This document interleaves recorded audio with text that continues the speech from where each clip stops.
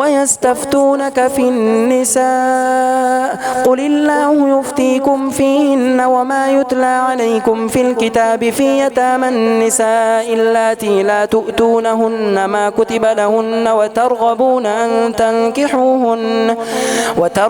أن تنكحوهن والمستضعفين من الولدان وأن تقوموا لليتامى بالقسط وما تفعلوا من خير فإن الله كان به عليما.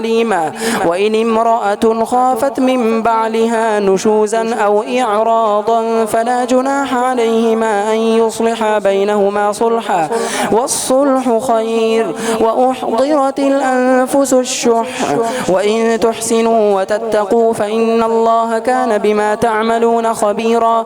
ولن تستطيعوا أن تعدلوا بين النساء ولو حرصتم فلا تميلوا كل الميل فتذروها كالمعلقة وإن تصلحوا وتتقوا فإن الله كان غفورا رحيما.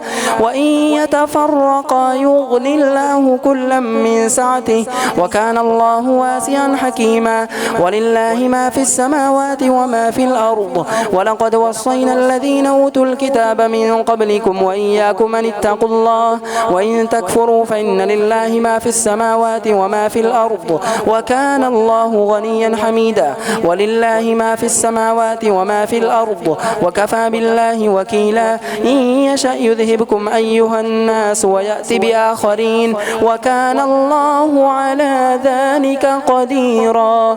من كان يريد ثواب الدنيا فعند الله ثواب الدنيا والآخرة وكان الله سميعا بصيرا.